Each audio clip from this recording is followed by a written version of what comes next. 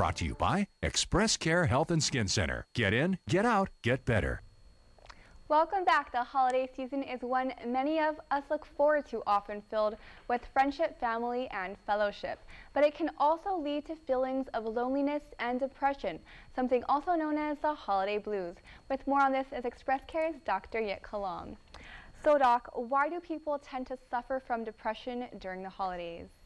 Well, it's interesting you use the word suffer because they really do suffer. Lots of people have happy holidays, but other people have experienced losses, physical health problems, financial problems, loved ones are gone.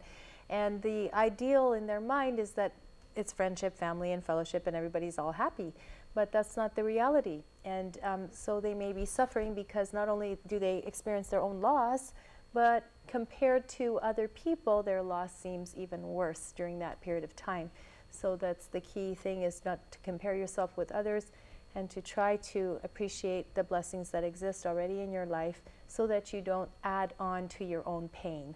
Mm-hmm. Okay, so when it comes to the holiday blues, what are some of the symptoms to look out for?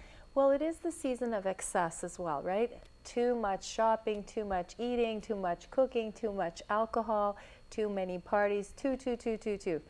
Yeah, and so the symptoms tend to be overwhelm, a feeling of overwhelm, a feeling of not enjoying anything that's coming along with the season, sadness, depression, and unfortunately sometimes this is the highest risk season for suicide, and that's why I thought it was very important for us to talk about it this evening, because I'm sure that there are people out there watching this program who are feeling that bad in their hearts. And so I want you, if you're feeling like like life is not worth living, to please reach out to somebody and tell them that you feel this way, and don't try to hide it and don't try to put on that happy face.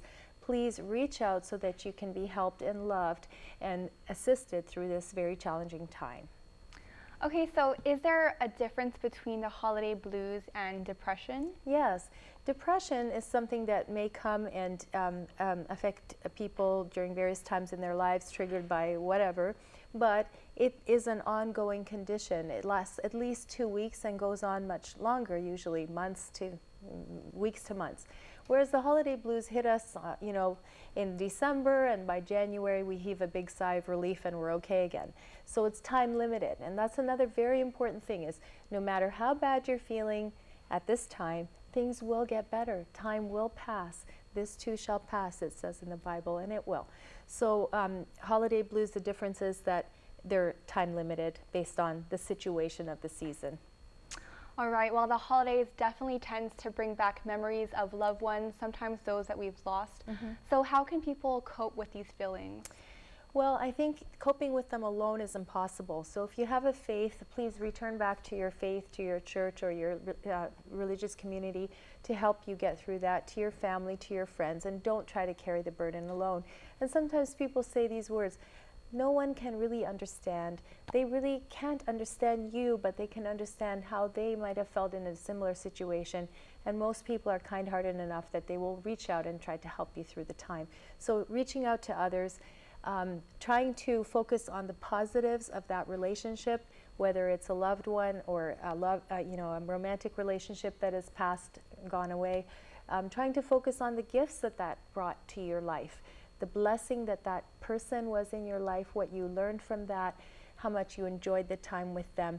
Looking forward to a time in the future where once again you will feel whole in your heart. All right, well, with the holidays here, there are always a lot of parties, fiestas going on, and a lot of times people tend to want to eat for comfort. Mm-hmm. So can that be a form of holiday blues?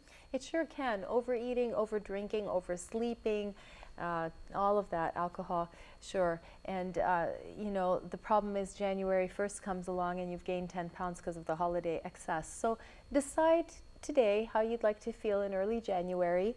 Proud of yourself for having gone through this time and enjoyed it to the best of your ability and not done yourself any harm. Most of all, of course, drinking and driving and hurting yourself by gaining extra pounds that you're going to have trouble losing later.